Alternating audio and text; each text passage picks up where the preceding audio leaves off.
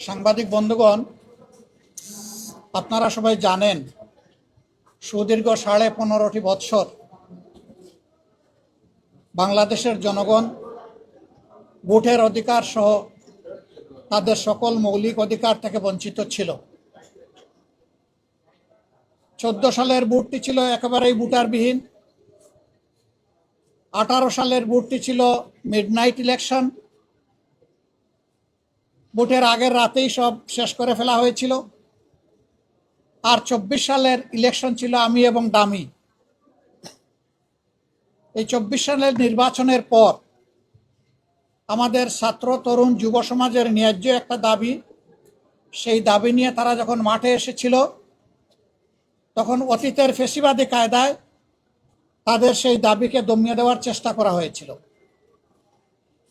তাতে যুব সমাজ রুখে দাঁড়িয়েছিল এবং তাদের উপরে নির্মমভাবে হত্যাযজ্ঞ চালিয়ে দেওয়া হয়েছিল। সারা দেশবাসী, নারী পুরুষ সবাই তখন তাদের পাশে এসে দাঁড়ালো। তুমুল আন্দোলনের মুখে ফেসিবাদী সরকার 24-এর 5ই আগস্ট দেশ থেকে পালিয়ে গেল ক্ষমতা ছেড়ে। এরপরে বহু প্রত্যাশিত একটি নির্বাচন হলো এবছরের 12ই ফেব্রুয়ারি। একই দিনে আপনারাও সবাই 2টা ভোট দিয়েছেন। এখন যারা সংসদে আছেন তারাও সবাই 2টা করে ভোট দিয়েছেন। সবার হাতে 2টা করে ব্যালট দেওয়া হয়েছিল। কোথাও থেকে একটা রিপোর্ট আসে নাই যে ব্যালট যখন 2টা হাতে দেওয়া হয়েছে তখন বলেছে না আমি একটা নেব আর একটা নেব না। এখন যারা সরকারি দলে আছেন তারাও নিয়েছেন, আমরাও নিয়েছি, সাধারণ জনগণও নিয়েছে। সরকারি দলের নেতা, মাননীয় প্রধানমন্ত্রী, সংসদ নেতা, তিনিও জনগণকে বলেছেন আপনারা গণভোটে হা বলুন। আমরাও জনগণকে বলেছি গণভোটে হা বলুন। তারা ওয়াদা দিয়েছেন জনগণকে গণভোটে হা বিজয়ী হলে আমরা জনগণের রায় বাস্তবায়ন করব। এই হায়ের দাবি অনুযায়ী 2টা শপথ নেওয়ার কথা, একটা সংসদ সদস্যের শপথ আর একটা সংস্কার পরিষদ সদস্যের শপথ। আমরা বিরোধী দলীয় 77 জন আমরা যারা ছিলাম সবাই আমরা 2টো শপথ নিয়েছি। কিন্তু সরকারি দল তারা এই শপথ একটা নিয়েছেন আর একটা নেন নাই। তারা শুধু সংসদ সদস্য হিসাবে শপথ নিয়েছেন। সেই বিষয়গুলো আগেই আমরা আপনাদের সামনে পরিষ্কার করেছি। জাতিকে দেওয়া ওয়াদা তারা এখন যুক্তি তুললেন যে সংবিধানের মধ্যে গণভোটের কোনো প্রভিশন নাই। সংবিধানের ভিতরে যদি গণভোটের প্রভিশন থেকে না থাকে তাইলে 26 সালেও কোনো নির্বাচন নাই।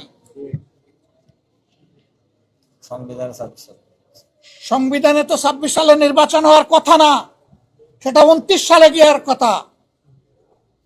এইটাও সংবিধানে ছিল না।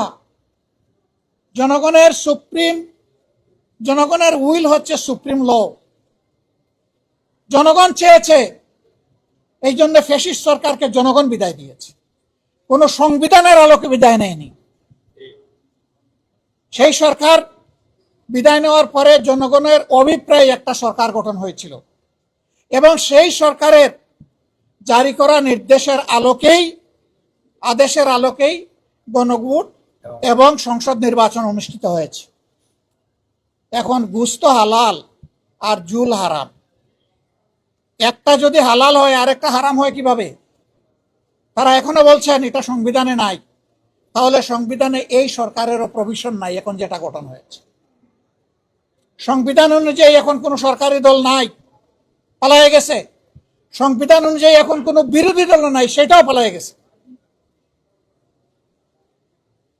আপনি সংসদ মানবেন, সরকার মানবেন, জনগণের অভিপ্রায়ের এক অংশ মানবেন, আরেক অংশ মানবেন না।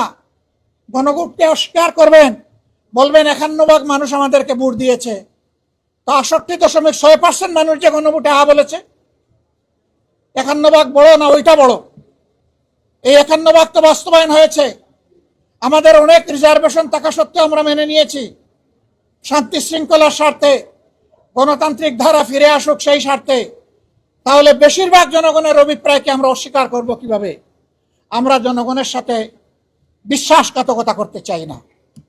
জনগণকে আমরা কথা দিয়েছি গণভোটের রায় বাস্তবায়নের জন্য সংসদের ভিতরে আমরা লড়ে যাচ্ছি। আপনারা দেখতে পাচ্ছেন আমরা লড়ে যাব এবং একই সাথে জনগণকে সাথে নিয়ে রাজপথে আমরা লড়ে যাব ইনশাআল্লাহ। এ দাবি বাস্তবায়ন না হওয়া পর্যন্ত আমাদের অবস্থান অপরিবর্তিত, আমাদের লড়াই চলবে এবং আমরা বিশ্বাস করি কখনো কোনো জনপদে জনগণের অভিপ্রায় বা রায় কখনো বৃথা যায় না, সেটাই শেষ পর্যন্ত বাস্তবায়িত হবে ইনশাআল্লাহ।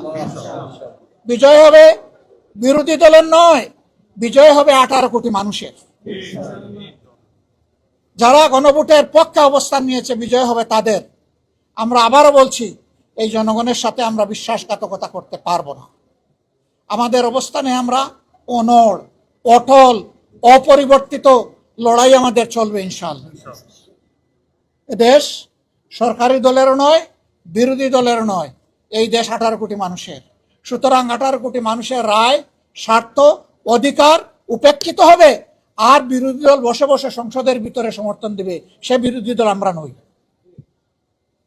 ভালো কিছু হলে অবশ্যই সমর্থন দেব, কিন্তু জনস্বার্থ বিঘ্নিত হলে অবশ্যই তার বিরুদ্ধে আমরা রুখে দাঁড়াবো। আজকের এই ওয়াকআউট তারই অংশ। আপনারা সাথে থাকবেন, আপনাদেরকে সাথে নিয়েই আমরা জনগণের এই রায় বাস্তবায়ন করব, এই দাবি আদায় করব ইনশাআল্লাহ।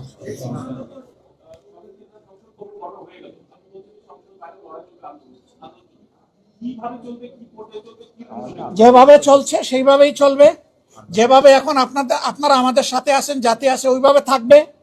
আপনাদের মনে থাকার কথা, 94 সালে আমরা অনুরোধ করেছিলাম কেয়ারটেকার সরকার বাস্তবায়ন করার জন্য। তখনকার সরকার এটা আমলে নেয় নাই। আমরা আন্দোলন করেছি, সংসদের ভিতরে করেছি, বাইরে করেছি। শেষ পর্যন্ত ওই সরকার আরেকটা পার্লামেন্ট গঠন করে একটা মাত্র বিল পাশ করে বিদায় নিয়েছিল। সেই বিলটা ছিল কেয়ারটেকার সরকারের বিল। আমরা চাই না 5 বছর পরে সরকার এটা করুক। আমরা চাই সরকার তাদের দেওয়া ওয়াদায় ফিরে আসুক, জনগণকে সম্মান করুক, অবিলম্বে তা বাস্তবায়ন করুক। এবং জনগণ এখন যে একটা অস্বস্তির মধ্যে আছে, এইটা থেকে সরকারি দলের দায়িত্ব হচ্ছে জনগণকে অস্বস্তি থেকে মুক্তি দেওয়া। আমরা সেটাই তাদের কাছে চাই। ধন্যবাদ আপনাদেরকে। সবাই ভালো থাকবেন। আল্লাহ হাফেজ। বাংলাদেশ জিন্দাবাদ।